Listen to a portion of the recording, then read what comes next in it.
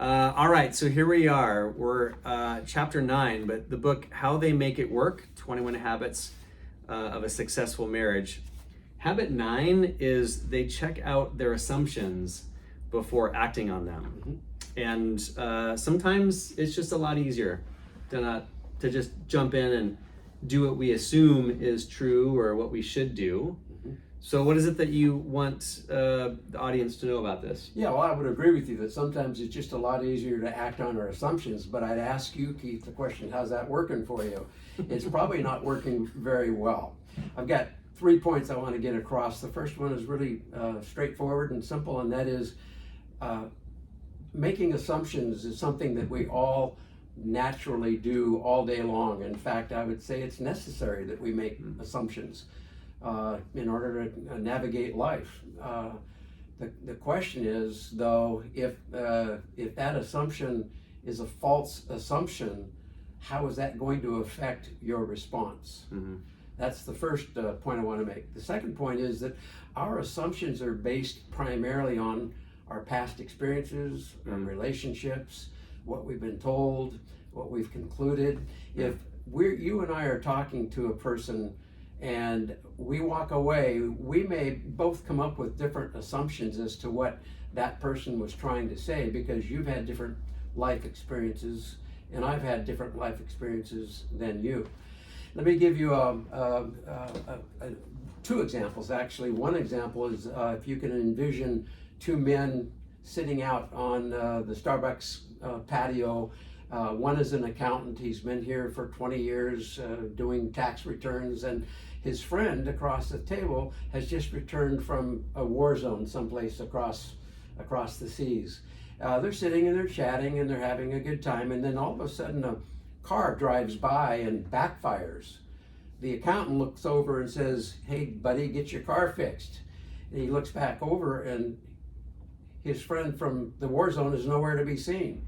He's under the table because his assumption is, here we go again, I'm about to get fired at. So that's an understandable assumption on his part, but it's unacceptable because it's not a valid assumption. It's a false assumption.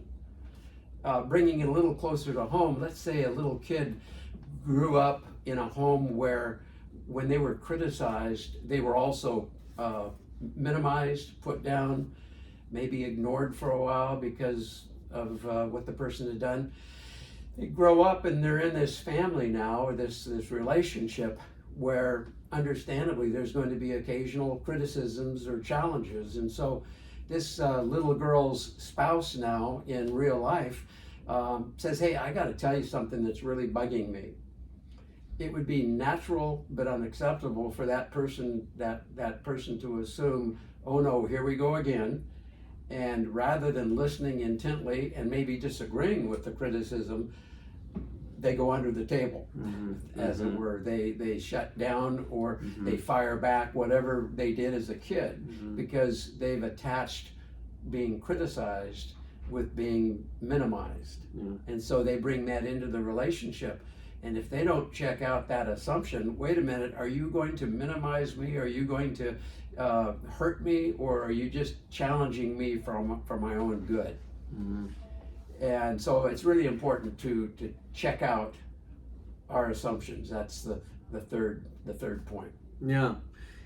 You know, in order to be able to check the assumptions, it requires that we understand what's going on behind those assumptions. Absolutely. Right? That's why I said kind of jokingly that it's so much easier to just go through life just making assumptions and just going with what those assumptions tell you. Right. Because it is difficult, the work of needing to have the self-awareness to kind of stop yourself and go, like something's going on here.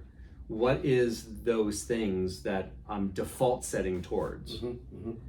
And that awareness that you bring up regularly is something that runs throughout all 21 of these habits that exist in a healthy marriage. They have more awareness behind what they're doing or what they're saying or how they're responding. So yes, self-awareness is really crucial to being able to ask challenge the assumptions that they immediately have when they're being criticized or when they're being challenged or whatever the issue is in that relationship. Yeah, one of your questions at the end of the chapter is about identifying a past experience or experiences that do kind of create that default setting. Yeah. That's what assumptions I think are, default settings. Sure. And so leading people to really think through, this is really getting under my skin, and then not just stopping with that, but it's getting under my skin because, Yeah. and then drilling into that a bit. What really is going on here? Is my response an overreaction based upon a false assumption? Yeah. And this all takes a lot of work and a lot of energy and a lot of time, but I think the more a couple does that, the less they have to do it, because there are a lot of there's a lot of new information that everybody really kind of already knows about. Yeah, okay, when I criticize her, when I challenge her, I've got to remember she's got an issue with that, so I need to do it in a way that she doesn't think I'm going to minimize her or what have you. So you don't have to go through that process every single time once that becomes a new and improved habit. Totally. I mean, it's essentially like what you said. If I recognize that my partner, that this is a friction point for them, or that they're coming with woundedness about this, then it doesn't need to keep me from bringing it up. I just come into it with an awareness of I need to be conscientious and somewhat sensitive because I want what's best for my partner. And for the person to even piggyback on what they learned last time, and that is, hey, honey, I know that when you were a kid, you were minimized and you were put down when you were criticized. I'm coming into this with just one thing. I want to help you, or I want to discuss something that bothers me.